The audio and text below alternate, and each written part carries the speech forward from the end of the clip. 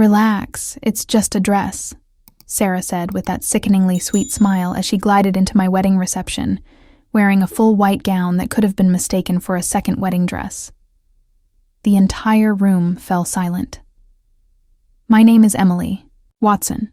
I'm 34 years old, and I work as a digital forensics analyst for Meridian Security Solutions in Portland, Oregon." At that moment, watching my sister-in-law pose for photos in her attention-grabbing ensemble, I realized that the mysterious messages my husband had been receiving weren't as innocent as he'd claimed.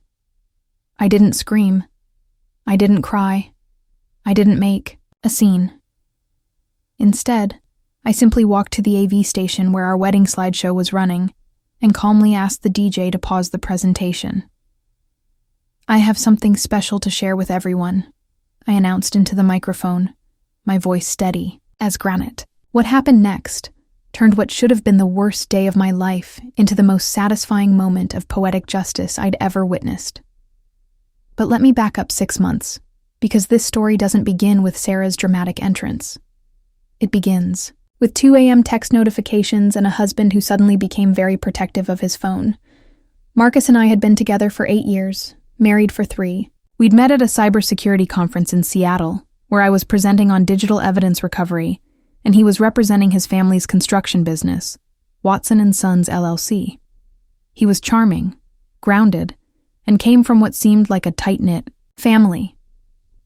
His older brother David was married to Sarah, a former fitness model who'd transitioned into personal training after a knee injury ended her runway dreams. At first, I genuinely liked Sarah. She was bubbly, energetic, and seemed to bring out a playful side in the typically serious Watson men. She'd married into money. The Watson construction empire was worth approximately $2.3 million, but she always claimed she worked hard for everything she had. Her personal training business, Body by Sarah, appeared successful, with a roster of high-end clients and a waiting list for her exclusive one-on-one sessions. The first crack in my perfect life appeared on a Tuesday night in January. I was working late on a corporate espionage case when Marcus's phone buzzed on the kitchen counter. He was in the shower, and the notification preview showed a message from Sarah that made my blood run cold. "Can't wait for our next private session." When I casually mentioned it to Marcus later, he laughed it off. "Sarah's been helping me get in shape for the wedding. You know I want to look good in those photos." It made sense. Marcus had mentioned wanting to lose 20 pounds before our June wedding, and Sarah was family. What could be more natural than getting fitness advice from his sister-in-law? But something nagged at me. In my line of work, you learn to trust your instincts about digital communications. The emoji choice, the timing, the phrasing. It all felt wrong. Over the next few weeks, I began to notice patterns. Marcus would receive texts from Sarah exclusively between 1 and 3 a.m. He'd started going to training sessions on Wednesdays, at 7 p.m. and Saturdays at 10 a.m., times when David was reliably at his poker game and weekend golf, respectively. Most telling of all, Marcus had suddenly become secretive about his phone, taking it everywhere and always keeping it face down. My professional training kicked in. I didn't confront him or make accusations. Instead, I did what I do best. I gathered evidence. It started innocently enough. I noticed Sarah had been posting workout videos on her Instagram story, but they were often time-stamped during hours when she claimed to be with private clients. When Marcus said he was at the gym with Sarah, on a Wednesday evening her Instagram showed her at a wine bar downtown with girlfriends. Then came the financial irregularities. As someone who manages digital evidence, I'm meticulous about our household accounts. I noticed Marcus had been making cash withdrawals, $300 every 2 weeks, always on Fridays. When I asked about it, he said he was paying Sarah in cash for the training sessions because it was easier for her business taxes. The story didn't add up. Sarah's business was legitimate and professional. She wouldn't risk tax evasion for convenience. More importantly, her published rates were $150 per session, not $300 every 2 weeks. 3 months before our wedding, my suspicions reached a breaking point. Marcus came home from a Saturday morning workout at 1 p.m., claiming Sarah had put him through an especially intense session. But when I hugged him, he didn't smell like gym sweat. He smelled like expensive perfume. Sarah's expensive perfume, which I recognized from family dinners. That night, I made a decision that would change everything. I was going to treat this like any other investigation. I started with publicly available information. Sarah's business. Instagram showed a pattern of posts that didn't match her claimed schedule. More interesting was her use of multiple phones. In some workout videos, I could see her personal iPhone on a nearby table while she was clearly using a different device to record. Why would a personal trainer need multiple phones? The breakthrough came when I remembered something from my digital forensics training. People often use the same cloud storage accounts across multiple devices without realizing how much information they're exposing. Sarah had given Marcus access to her workout playlist through a shared cloud account for his training sessions. What she didn't realize was that this gave him, and by extension, someone with my skills, access to her entire synchronized folder structure. I didn't hack anything. I didn't break into private accounts. I simply accessed information that had already been shared with my husband, which he had permission to view. What I found there changed everything. In Sarah's cloud storage, nested deep in a folder labeled BS Personal Training Private Sessions, I found video files that had nothing to do with fitness. They were recordings of intimate encounters, time-stamped and meticulously organized. Some featured men I didn't recognize. Others showed a familiar figure. My husband, Marcus. But the most damning evidence wasn't the videos themselves. It was the metadata. Every file was tagged with client information, including names, payment amounts, and session notes. Sarah wasn't just cheating with Marcus. She was running an escort service disguised as personal training, and she'd been blackmailing her clients. The training sessions cost different amounts for different packages. Standard rates were $500 for basic fitness consultation and up to $2,000 for comprehensive wellness programs. Marcus had been paying $300 every 2 weeks because he was getting the family discount. As I scrolled through the files, my professional detachment crumbled. Here was evidence of my husband's betrayal, but also something much larger. Sarah had been recording everything without her client's consent and storing the videos with detailed client information, including their financial data, personal schedules, and family information gathered during their sessions. The most chilling discovery was a document titled Insurance Policy, a detailed blackmail strategy targeting her wealthiest clients, including plans to demand $50,000 from a prominent city council member and $75,000 from a married CEO. Marcus wasn't just cheating on me. He was being set up as Sarah's next blackmail victim. That night, I sat in my home office until 4 a.m., staring at the evidence and feeling something cold and calculating settle over me. Sarah had made several critical mistakes. She'd created a digital paper trail that would make a prosecutor's job effortless.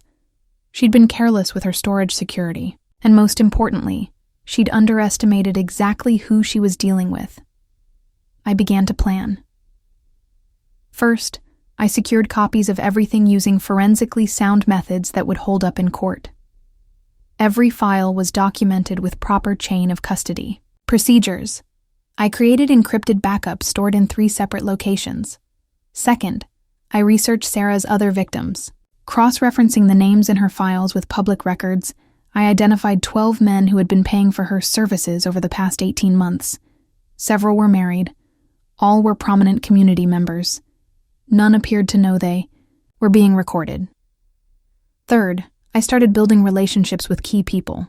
I reached out to Detective Maria Rodriguez, whom I'd worked with on previous digital evidence cases, and scheduled a hypothetical consultation about identifying escort services operating under business fronts. I contacted David's divorce attorney, friend James Chen, under the pretense of getting a referral for estate planning. Most importantly, I began planning our wedding with special attention to the guest list and AV setup. As our June wedding approached, Marcus became increasingly anxious. He was losing weight, but not from exercise. From stress. He jumped every time his phone buzzed and had developed a nervous habit of checking his reflection obsessively. The man who used to confidently discuss quarterly projections with Citi planners now stammered when ordering coffee. Sarah, meanwhile, had become increasingly bold. She started showing up to family dinners with expensive jewelry and designer handbags that her training business couldn't possibly afford. When David's mother complimented her new Cartier bracelet at Easter dinner, Sarah claimed it was a gift from a grateful client who lost 50 pounds. The bracelet cost $8,400 retail. I'd looked it up immediately. But Sarah's boldness would prove to be her fatal flaw.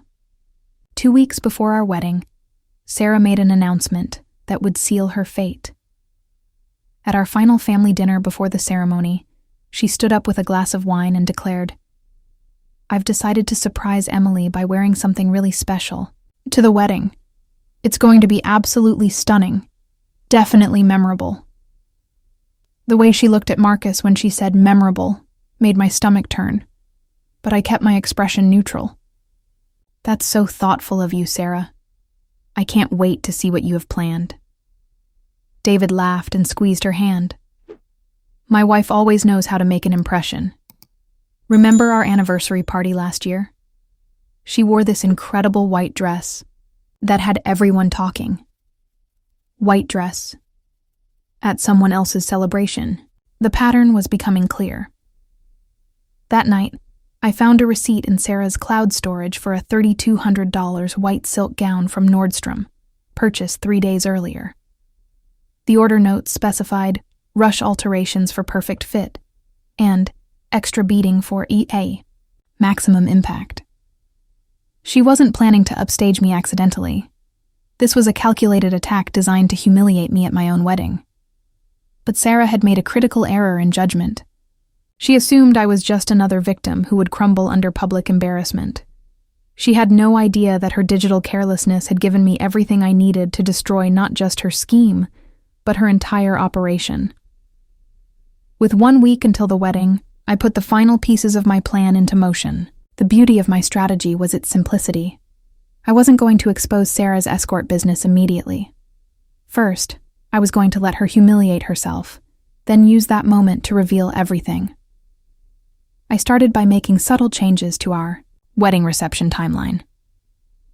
Instead of the traditional slideshow of our relationship photos, I had our AV team prepare a special presentation that would remain sealed until the reception. I told them it was a surprise for Marcus, which, in a way, it absolutely was. Next, I strategically invited additional guests. Detective Rodriguez received an unexpectedly warm invitation, along with several other law enforcement contacts I'd worked with over the years. I also sent invitations to 3 prominent family lawyers, including David's friend James Chen. When Marcus asked about the expanded guest list, I explained that I wanted to celebrate with everyone who had supported our relationship. He was too distracted by his own guilt to question my motives. Most importantly, I prepared my evidence package. Every video, every financial record, every piece of documentation was organized into a comprehensive digital portfolio. I created backup presentations, alternative timelines, and multiple contingency plans. If Sarah wanted to play games at my wedding, I was going to ensure the game ended definitively. The Wednesday before our Saturday wedding, Marcus came home from his final training session, looking like he'd seen a ghost. His hands were shaking as he poured himself a drink, the first time I'd ever seen him reach for alcohol before dinner.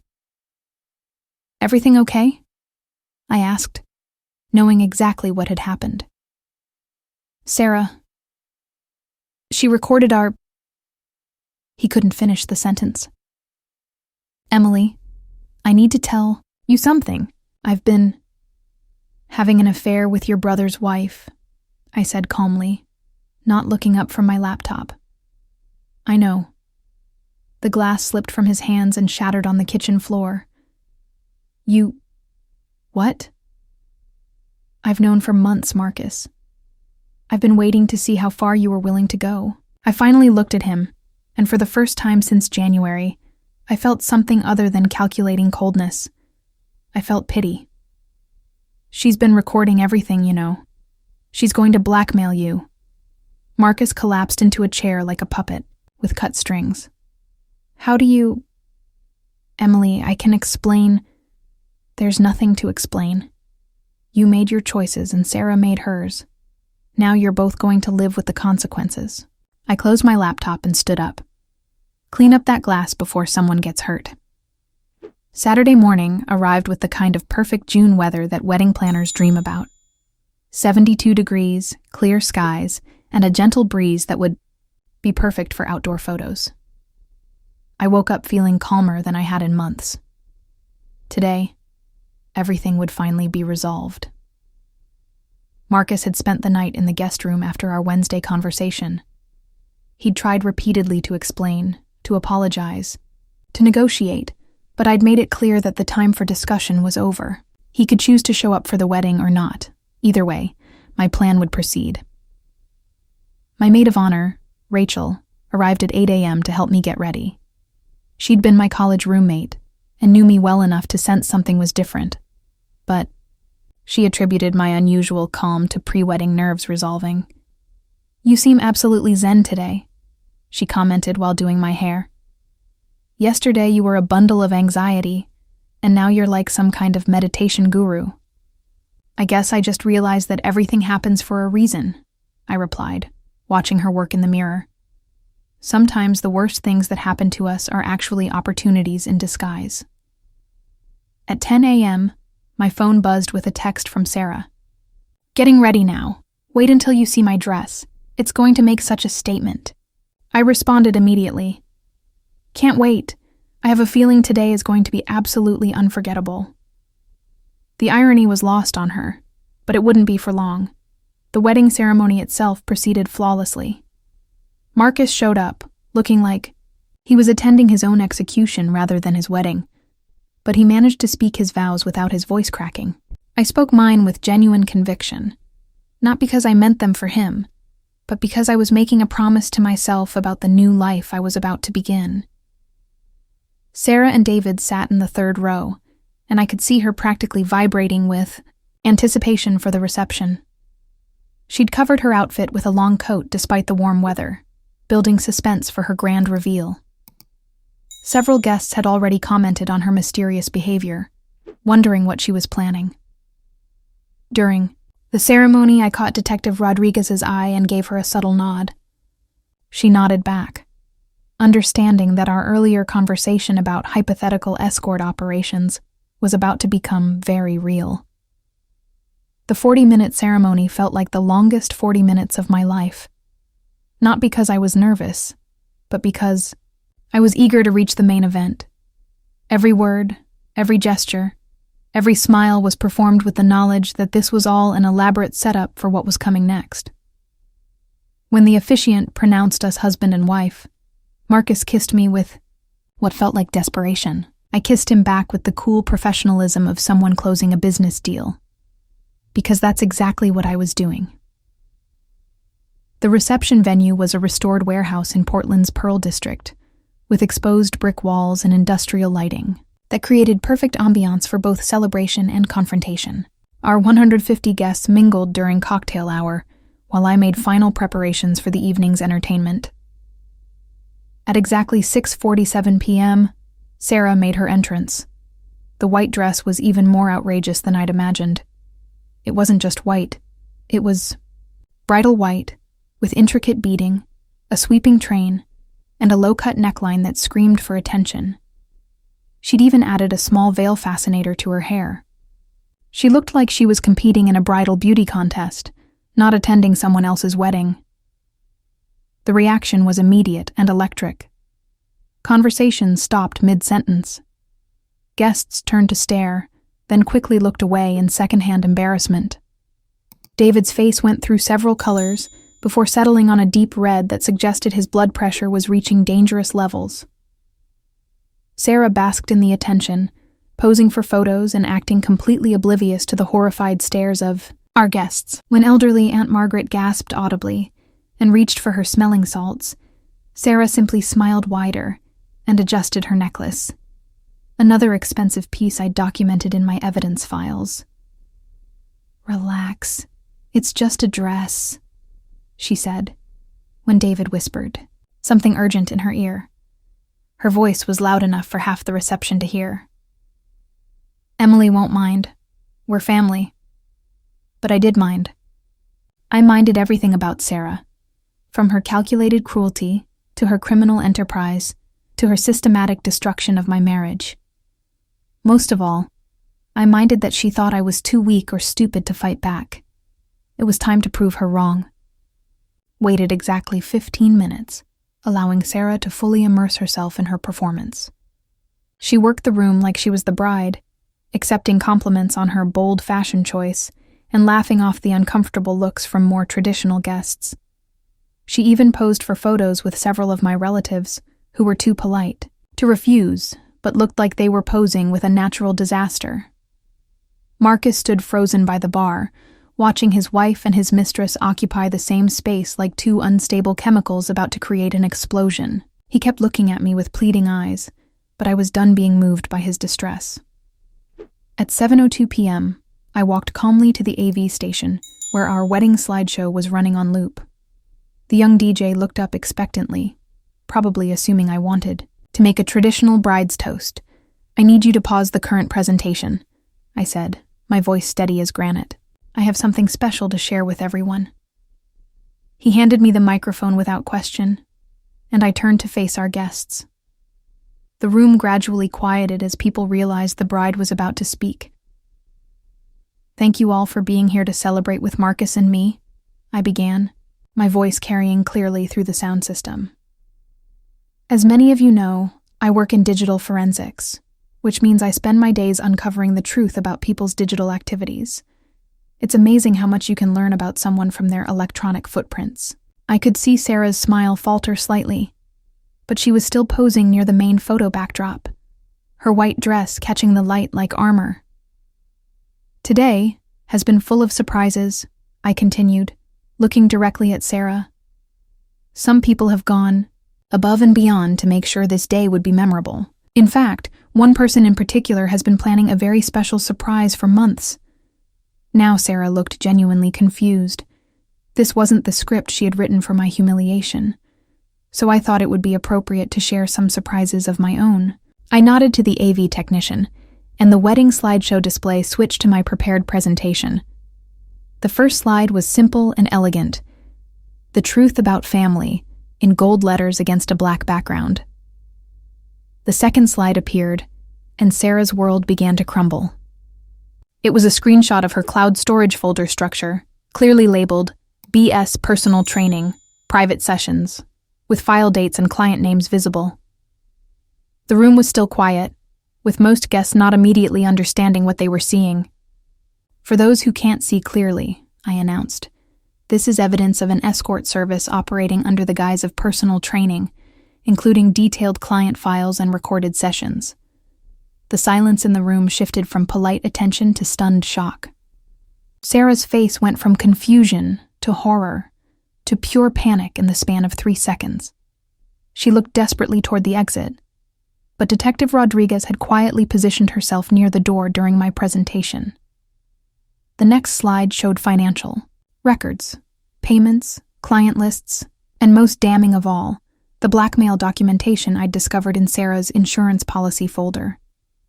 "The individual running this operation has been systematically recording clients without consent and planning to extort money from them," I continued.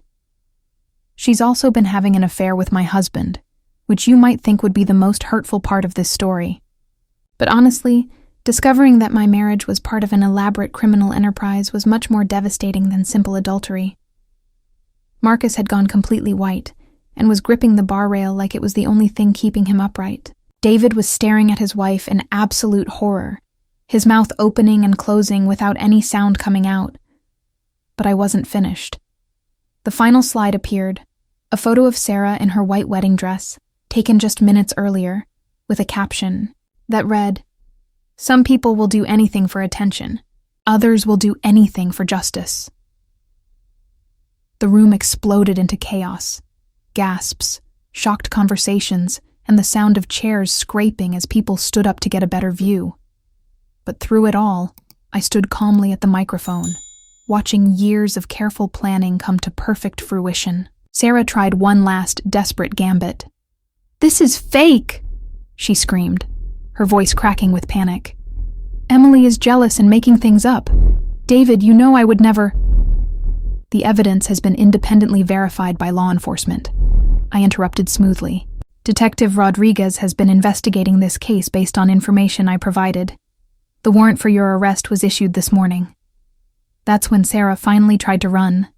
Sarah tried to run, but there's nowhere to hide when you're wearing a $3,200 white wedding dress with a train in a room full of 150 people. She made it exactly 12 feet before her stiletto caught the hem of her elaborate gown, sending her sprawling across the polished concrete floor in a tangle of silk and desperation. Detective Rodriguez was already moving, her badge visible as she approached the scene. "Sarah Watson, you're under arrest for operating an unlicensed escort service, tax evasion, and extortion conspiracy." The Miranda rights echoed through the reception hall as guests pulled out phones to record what was already destined to become Portland's social media legend. David stood frozen, staring at his wife being handcuffed on the floor. "Emily," he said, his voice hollow. "How long have you known about the affair? 4 months? About her criminal enterprise? 3 weeks." I handed the microphone back to the DJ, who looked like he was watching the most dramatic episode of reality TV ever produced. The blackmail scheme was the real surprise. That's when I realized this was bigger than just adultery. Marcus finally found his voice. "Emily, please, I need to explain." "No, you really don't," I interrupted, pulling off my wedding ring and placing it calmly on the nearest table. "You're going to need a lawyer, not absolution.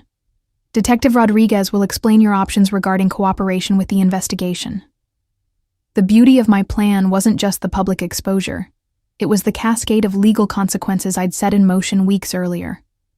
While Sarah was being arrested for her escort operation, simultaneously across town, IRS agents were executing a search warrant on her business premises. Bank fraud investigators were freezing accounts connected to her unreported income.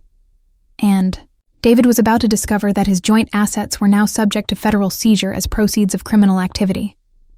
Within 30 minutes, our wedding reception had transformed into the most efficient crime scene processing I'd ever witnessed. Detective Rodriguez had called for backup, not because Sarah was dangerous, but because the scope of evidence required additional personnel. The guest list I'd carefully curated meant we had off-duty prosecutors, federal agents, and family law attorneys all present to witness the arrests. Sarah's white dress was now torn and stained as she sat in the back of a police cruiser, her carefully applied makeup streaked with tears. Through the window, I could see her trying to make phone calls, but her backup plans were crumbling faster than she could implement them. "You set this up perfectly," Detective Rodriguez told me quietly, while paramedics checked Sarah for injuries from her fall. "The chain of custody on your digital evidence is flawless, and having everything happen in front of witnesses eliminates any claims of evidence tampering. How long have you been planning this?" "Since the moment I realized she wasn't just sleeping. With my husband, she was building a blackmail portfolio," I replied, watching Marcus being read his rights. The wedding seemed like poetic justice. She wanted to make a spectacle of herself, so I made sure the right people were here to appreciate the show. The most satisfying moment came when James Chen, David's lawyer friend, approached the devastated brother-in-law. "David, I need to talk to you immediately about asset protection. If Sarah's been running this operation using jointly held business licenses or shared bank accounts, you're going to need aggressive legal representation." David's construction empire, the $2. $3 million company that Sarah had been so eager to access, was about to become the subject of federal asset forfeiture proceedings. The IRS doesn't differentiate between knowing and unknowing spouses when it comes to money laundering through legitimate businesses. By 9 p.m., my wedding reception had morphed into an impromptu legal strategy session. Most guests had left, but the core group of family lawyers, law enforcement contacts, and close friends remained to help sort through the wreckage. My great-aunt, Margaret, who'd needed smelling salts earlier, was now holding court near the bar, declaring this the most exciting wedding in Watson family history. Marcus sat alone at a corner table, still in his tuxedo, staring at divorce papers that James Chen had thoughtfully brought from his car. Oregon's no-fault divorce laws meant the proceedings would be straightforward, but the financial implications were staggering. With evidence of his adultery and involvement in Sarah's operation, any claim to alimony or property division was effectively eliminated. "I never meant for it to go this far," he said when I approached his table. Sarah said she was just lonely, that David didn't understand her business ambitions. I thought I was helping her with legitimate fitness clients. "Marcus, I've seen the videos," I replied evenly. "Whatever else happened, you knew exactly what kind of training sessions you were participating in." He signed the papers without reading them, his hand shaking so badly he could barely hold the pen. "What happens now?" "Now you cooperate fully with the federal investigation. Hope the prosecutor offers you a deal for testimony against Sarah, and pray that David doesn't press charges for fraud against the family business." I collected the signed documents and stood up. "You might want to call your parents before they see this on the news." The real vindication came Monday morning when Detective Rodriguez called with updates. Sarah's client list had yielded 12 arrests over the weekend, including the city council member and CEO she'd planned to blackmail. The federal task force had seized $847,000 in cash and assets from her various accounts, while the IRS estimated her total unreported income at over $1.2 million. She kept incredibly detailed records, Rodriguez explained during our meeting at Meridian Security Solutions. Every client, every interaction, every payment. It's like she was building a criminal enterprise manual. My captain wants to use this case for training on how organized crime operates in plain sight. The most shocking revelation was the scope of her blackmail operation. Sarah hadn't just been targeting her sexual clients. She'd been gathering compromising information on their wives, business partners, and family members through social engineering during her consultations. The city council member's wife had unknowingly revealed details about municipal contract bids while discussing their marriage problems with her personal trainer.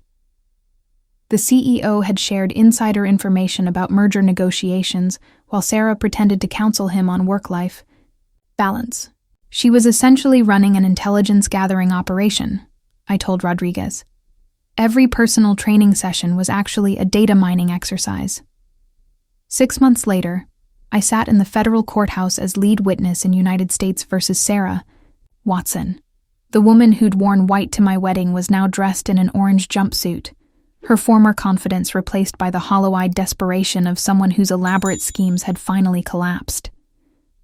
The prosecution's case was devastating, built on the foundation of digital evidence I'd provided. Every video, every financial record, every client interaction was meticulously documented and presented. Sarah's defense attorney tried to argue entrapment and illegal surveillance, but the fact that she'd voluntarily shared her cloud storage with Marcus, and by extension with me, made those arguments legally meaningless. Marcus testified under immunity, detailing how Sarah had gradually drawn him into her operation. His testimony revealed that she'd been planning to blackmail him for $100,000, using their recorded sessions to threaten exposure unless he provided confidential information about city construction contracts his company was bidding on. She told me she needed insurance in case her business ever got investigated, Marcus said from the witness stand, not meeting my eyes. She said the videos were just for her personal records, but I should have known better. David testified about the financial devastation to his family business. The Watson Construction Company had been forced into bankruptcy when federal asset forfeiture froze their operating accounts. 3 generations of family wealth wiped out by one woman's greed. Sarah received 15 years in federal prison on charges including money laundering, tax evasion, extortion, and violation of federal anti-racketeering statutes. The judge specifically noted that her calculated exploitation of intimate relationships for financial gain warranted the maximum sentence under the guidelines. Marcus received 2 years probation and community service in exchange for his cooperation, but the personal cost was devastating. Disbarred from the construction industry due to his involvement in the corruption scheme, He'd moved to Seattle to work as a warehouse supervisor for $18 per hour, roughly what he'd been making 20 years ago. David lost everything: his wife, his business, and his family's respect. The bankruptcy proceedings revealed that Sarah had been systematically draining company accounts for over 2 years, using forged signatures and stolen passwords to fund her increasingly expensive lifestyle. 1 year after my wedding day, I sat in my new office overlooking Portland's downtown district. Meridian Security Solutions had promoted me to Director of Digital Investigations, following the media attention from the Sarah Watson case. My expertise in uncovering sophisticated digital crimes had made me one of the most sought-after forensic analysts on the West Coast. The irony wasn't lost on me that Sarah's attempt to destroy my life had actually launched my career to new heights. The case study had been featured in federal law enforcement training materials, and I'd been invited to speak at cybersecurity conferences across the country. My personal life had recovered even more dramatically. Dr. Michael Torres, the forensic psychologist who'd consulted on Sarah's case, had asked me to dinner 6 months after the trial concluded. Our relationship was built on mutual respect, shared professional interests, and the kind of honest communication that my marriage to Marcus had never possessed. "Do you ever regret how everything happened?" Michael asked over dinner at our favorite restaurant. "Some people might say you could have handled it differently." I considered his question while watching the sunset paint Portland's skyline in shades of gold and crimson. I exposed a criminal enterprise that was systematically exploiting vulnerable people. I prevented a blackmail scheme that would have destroyed innocent families. And I did it all using legal, ethical methods that resulted in appropriate consequences for everyone involved. I raised my wine glass in a small toast. The only thing I regret is not trusting my instincts sooner. 3 years later, I received an unexpected letter forwarded by my attorney. Sarah had written from federal prison, seeking what she called closure regarding our conflict. The letter was a masterpiece of manipulation, attempting to reframe her criminal behavior as a cry for help, and suggesting that my vindictive response had been disproportionate to her mistakes. I read it once, then filed it with the rest of the case documentation. There was no need to respond. Some people believe that revenge is beneath them, that the proper response to betrayal is forgiveness and moving on. But sometimes, what people call revenge is actually justice, the natural consequence of someone's actions finally catching up with them after years of getting away with increasingly destructive behavior. Sarah Watson destroyed my marriage, but she'd been destroying lives long before she met me. The difference was that she finally chosen the wrong target. Instead of another victim who would suffer in silence, she encountered someone with the skills, resources, and determination to fight back effectively. Even now, I sometimes wonder what would have happened if she'd simply had a quiet affair with Marcus instead of building an elaborate criminal enterprise around it. Would I have divorced him quietly and moved on with my life? Probably. Would 12 other families have been spared the trauma of discovering their loved one's involvement in her blackmail scheme? Definitely. But Sarah's fundamental character flaw was her inability to be satisfied with enough. She always needed more money, more attention, more control over other people's lives. That insatiability ultimately became her downfall. The white dress she wore to my wedding was intended to be a symbol of her power over me, proof that she could humiliate me in front of everyone I cared about and face no consequences. Instead, it became evidence exhibit A in her federal trial, a perfect metaphor for the arrogance and lack of judgment that led to her conviction. Marcus sends me Christmas cards now, awkward attempts to maintain some connection to the life he destroyed. I don't respond, but I also don't throw them away. They serve as reminders of the importance of trusting your instincts and the value of patience in seeking justice. The Watson family construction business has been rebuilt under new management, with David serving as a project supervisor rather than owner. The federal investigation cleared him of criminal wrongdoing, but the civil liability for Sarah's actions destroyed 3 generations of accumulated wealth. He remarried last year, a quiet ceremony with a guest list of 12 people, all of whom wore colors other than white. Today, the Watson case is studied in law schools as an example of how digital evidence can uncover complex criminal conspiracies. The forensic techniques I developed during the investigation have been adopted as standard procedures by federal agencies nationwide. Sarah's operation has become a textbook example of how seemingly legitimate businesses can be fronts for sophisticated criminal enterprises. I've built a life that's everything I thought I had before: honest, secure, and built on mutual respect. The difference is that now I know the warning signs, understand the importance of verification over trust, and have the confidence that comes from successfully defending yourself against someone who tried to destroy you. Sometimes people ask if I miss being married to Marcus, if I ever wonder what might have been if I'd approached the situation differently. The answer is simple. I don't miss living a lie, no matter how comfortable that lie might have felt. The truth, even when it's painful, is always preferable to deception. Sarah Watson wore white to my wedding because she wanted to make a statement about power and dominance. Instead, she made a statement about justice and consequence. Some statements echo longer than others, and some dresses are remembered for reasons their wearers never intended. In the end, she was right about one thing. That day was absolutely unforgettable. She was right about one thing. That day was absolutely unforgettable.